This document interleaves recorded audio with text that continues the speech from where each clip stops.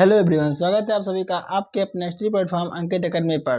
दोस्तों, UP police exam के लिए हम आपके लिए जीएस का एक और वीडियो लेकर आए हैं। तो चलिए शुरू करते हैं आज का वीडियो शुरू करने से पहले यदि आप चैनल पर नए हैं तो चैनल को सब्सक्राइब कर लीजिए, बेल आइकन को प्रेस कर लीजिए ताकि हमारे आने वाला हर एक वीडियो आप तक पहुँच जाए, जिससे आपकी तैयारी अच्छे से अच्छी हो जाए। तो चलिए शुरू करते हैं आज का वीडियो।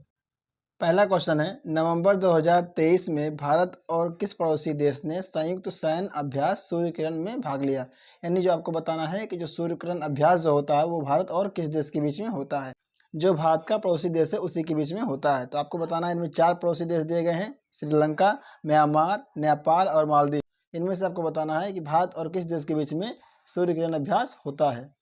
तो अगर हम बात करें भारत और श्रीलंका के बीच में युद्ध अभ्यास की, तो वो होता है मित्र शक्ति, यानी मित्र शक्ति होता है भारत और श्रीलंका के बीच में।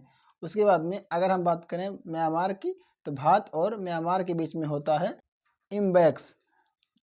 तो भारत और म्यांमार के बीच में इम्बैक्स एक्सरसाइज होता है। उसके बाद में अगर हम बात करें मालदीव के बीच में, तो भारत और मालदीव के बीच में इक्वेरियन होता है। तो भारत और मालदीव के बीच में इक्वेरियन एक्सरसाइज होता है।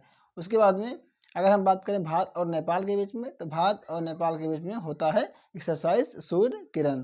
तो ऑप्शन नंबर आपका सी सही हो जाएगा। अब चलिए बढ़ते हैं अगले क्वेश्चन पर। तो जो हमारा अगला क्वेश्चन है, क्वेश्चन नंबर 2 है। यहाँ देखिए, हाल ही में प्रधानमंत्री ने निम्नलिखित में से किस रेलवे स्टेशन से अमृत भारत ट्रेनों को हरी झंडी दिखाई। आपको बताना है कि भारत के प्रधानमंत्री ने इनमें से किस स्टेशन से अमृत भारत ट्रेनों को हरी झंडी दिखाई, यानी वहां से उसको रवाना किया। आपका जो ऑप्शन है वो हरिद्वार, आपका ऑप्शन दूसरा है नई दिल्ली, ऑप्शन नंबर जो सी दिया गया है अयोध्या, और जो आपका ऑप्शन नंबर डी है वो क्या है, वाराणसी। तो इन चारों में से बताना है कि किस स्टेशन से अमृत भारत ट्रेनों को हरी झंडी दिखाई गई प्रधानमंत्री के द्वारा। तो अगर हम बात करें अमृत भारत ट्रेनों को रवाना करने की बात, तो वो की गई है आपकी अयोध्या से। तो आपका ऑप्शन नंबर सी सही हो जाएगा। अब चलिए बढ़ते हैं अगले क्वेश्चन पर। तो जो हमारा अगला क्वेश्चन है, क्वेश्चन नंबर 3 है। यहाँ कह रहा है कि निम्नलिखित में से किस देश ने 2024 में ब्रिक्स में शामिल होने से इनकार कर दिया। आपको बताना है कि इनमें से कौन से देश ने ब्रिक्स में शामिल होने से इनकार कर दिया। जो आपका ब्रिक्स है उसमें 5 देश हैं, BRICS। इसमें क्या है, 5 देश हैं। एक है आपका ब्राज़ील, और दूसरा है आपका रसिया, तीसरा है आपका इंडिया, चौथा आपका चाइना, और जो पांचवा है वो क्या है, दक्षिण अफ्रीका। तो इनमें आपके 5 देश शामिल हैं और छठवां देश शामिल होने से इनकार कर दिया है। तो वो कौन सा देश है आपको बताना है। ऑप्शन नंबर जो आपका 1 है वो है ईरान, ऑप्शन नंबर बी रूस, option number C Argentina, option number जो डी है वो क्या है, भारत। तो देखिए, जो भारत है पहले से इसका देश है, तो ये तो आपका ऑप्शन होगा नहीं। आपको इन तीनों में से आपको बताना है। तो अगर हम बात करें 2024 में इनकार करने की बात, तो किया है अर्जेंटीना ने, यानी ऑप्शन नंबर सी आपका सही हो जाएगा।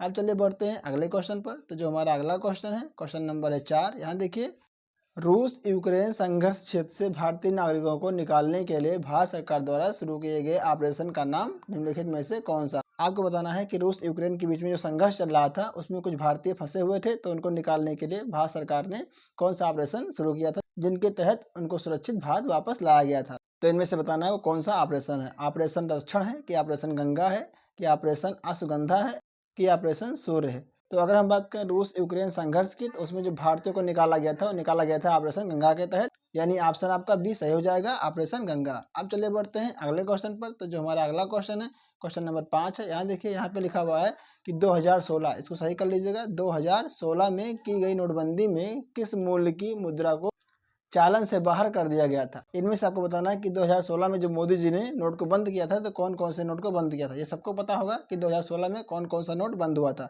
तो आपको बताना है इन चारों में से कौन हो जाएगा। तो ये सबको पता होगा, यानी ऑप्शन नंबर इसका बी सही हो जाएगा। 1000 और 500 के नोट बंद किए गए थे और 2000 के नोट लॉन्च किए गए थे। यानी 1500 नोट को बंद कर दिया गया था और 2000 के नोट को लॉन्च कर दिया गया था, जो नोटबंदी में किया गया था। तो चलिए अब बढ़ते हैं अगले क्वेश्चन पर। तो जो हमारा अगला क्वेश्चन है, क्वेश्चन नंबर 6 है। यहाँ देखिए, उत्तर प्रदेश में साइबर अपराध मुख्यालय कहाँ स्थित है। आपको बताना है कि उत्तर प्रदेश में जो साइबर अपराध का मुख्यालय है वो कहाँ पे स्थित है। ऑप्शन नंबर जो आपका 1 दिया गया है मेरठ, बी दिया गया है लखनऊ, सी दिया गया है प्रयागराज, और डी दिया गया है कानपुर। इनमें से बताना है कि साइबर अपराध का मुख्यालय कहाँ पे स्थित है। तो वो स्थित है लखनऊ में, यानी ऑप्शन नंबर बी आपका सही हो जाएगा। ऑप्शन बी लखनऊ सही होगा। अब चलिए बढ़ते हैं अगले क्वेश्चन पर। तो क्वेश्चन नंबर है हमारा 7, कह रहा है कि निम्नलिखित में से फिलीपींस की राजधानी है। आपको बताना कि जो फिलीपींस देश है उसकी राजधानी कहाँ है। बैंकॉक है, कोलालमपुर है, मनीला है और जकार्ता है। इनमें से बताना है कि फिलीपींस की राजधानी कौन सा है। तो अगर हम बात करें बैंकॉक की, तो बैंकॉक जो है थाईलैंड की राजधानी है, यानी थाईलैंड की राजधानी कहाँ है, बैंकॉक है। कुआलालंपुर मलेशिया की राजधानी है, तो कुआलालंपुर क्या होगा, मलेशिया की राजधानी हो जाएगा। उसके बाद में अगर हम बात करें जकार्ता की, तो जकार्ता है इंडोनेशिया की राजधानी, तो ये हो जाएगा आपका इंडोनेशिया की राजधानी कौन हो जाएगा, जकार्ता हो जाएगा। उसके बाद में अगर हम बात करें मनीला की, तो मनीला क्या है, फिलीपींस की राजधानी है, तो ऑप्शन नंबर आपका सी सही हो जाएगा। अब चलिए बढ़ते हैं अगले क्वेश्चन पर। तो जो हमारा अगला क्वेश्चन है, क्वेश्चन नंबर 8 है। यहाँ पे जीएसटी का फुल फॉर्म पूछ लिया है, तो आपको बताना है कि जीएसटी का फुल फॉर्म क्या होगा। इसमें से आपको बताना है कि जीएसटी का फुल फॉर्म क्या होता है। Government sale tax, government service tax, या गुड एंड सर्विस टैक्स, या गुड एंड सेल टैक्स। तो इनमें से आपको बताना है कि जीएसटी का फुल फॉर्म क्या होगा।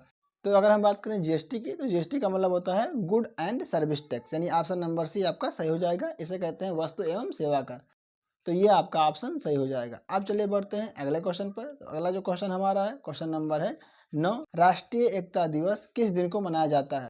तो आपको बताना है कि इनमें से राष्ट्रीय एकता दिवस कब मनाया जाता है।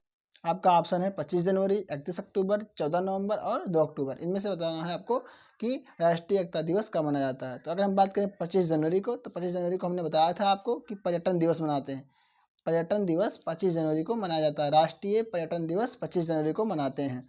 उसके बाद में अगर हम बात करें 14 नवंबर की, तो 14 नवंबर को मनाते हैं बाल दिवस, तो 14 नवंबर को मनाते हैं बाल दिवस। अगर हम बात करें 2 अक्टूबर की, तो 2 अक्टूबर को मनाते हैं अहिंसा दिवस। तो गांधी जी के जन्मदिन के उपलक्ष्य में मनाते क्या है, अहिंसा दिवस मनाते हैं इस दिन को। और इस दिन को मनाते हैं आपको गांधी जी और लाल बहादुर शास्त्री की जयंती को मनाते हैं।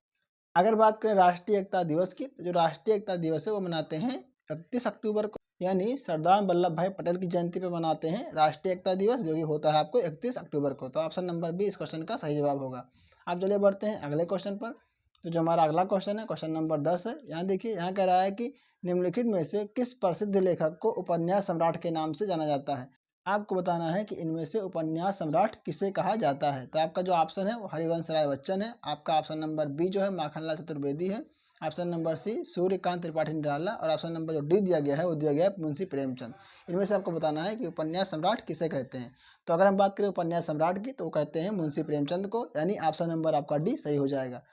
उम्मीद करते हैं आपको आज का वीडियो पसंद आया होगा। यदि वीडियो आपको पसंद आई है तो चैनल को सब्सक्राइब कर लीजिए, बेल आइकन को प्रेस कर लीजिए, ताकि आने वाला हमारा हर एक वीडियो आप तक पहुंचता रहे और आपकी तैयारी अच्छे से अच्छी होती रहे। तो चलिए मिलते हैं अगले वीडियो में, तब तक के लिए नमस्कार, जय हिंद दोस्तों।